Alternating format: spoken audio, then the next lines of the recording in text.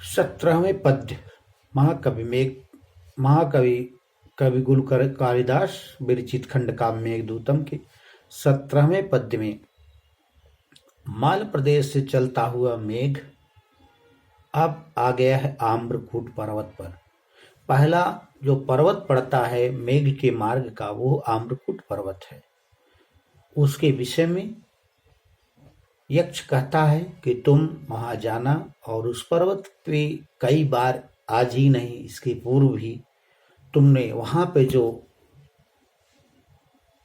अग्नि लगी थी उसको, अग्नि के पर्वत पे लगी हुई आग को कई बार तुमने शांत किया है।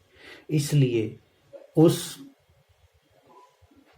आम्रकूट पर्वत द्वारा तुमको बड़े ही आदर भाव से रखा जाएगा। क्यों? क्योंकि कृतज्ञ व्यक्ति अपनी कृतज्ञता हमेशा याद रखता है कि हमारे साथ किसने क्या उपकार किया है, वो कृतज्ञता है। जो भूल जाते हैं वही कृतघ्नि कहे जाते हैं। आइए पद्य को देखते हैं, उसके बाद फिर इसका भावार्थ देखते हैं। त्वामासार प्रसमित बनोत पल्लवं साधु मूर्ध्ना वक्षस्त्यध्व श्रम परिगतं सानुमानाम्रकूट सानुमानाम्रकूटः न क्षुद्रोऽपि प्रथम सुकृता पेक्षया संश्रयाय प्राप्ते मित्रे भवति विमुखः किं पुनर्योस्तथोच्चै प्राप्ते मित्रे भवति विमुखः किं पुनर्यस्ततोच्चै।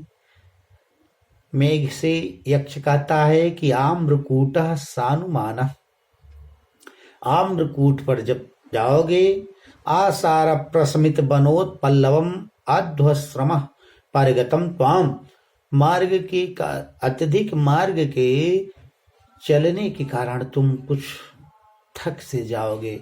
थके हुए आम्रकूट नामक पर्वत पर जब पहुंचोगे तो वह सिर पर अपने धारण कर लेगा। क्यों? क्योंकि कई बार मूसलाधार वर्षा करके तुमने उस पर लगी हुई आग को शांत किए हो।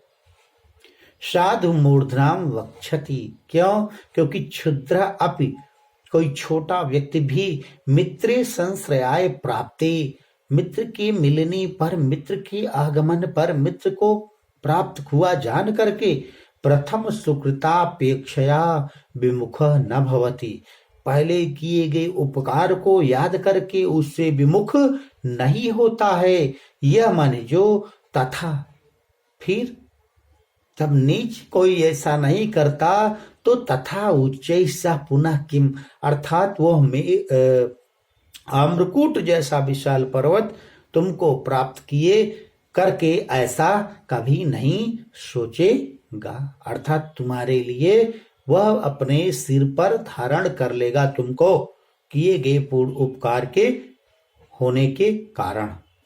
यह 17वें श्लोक का भावार्थ रहा।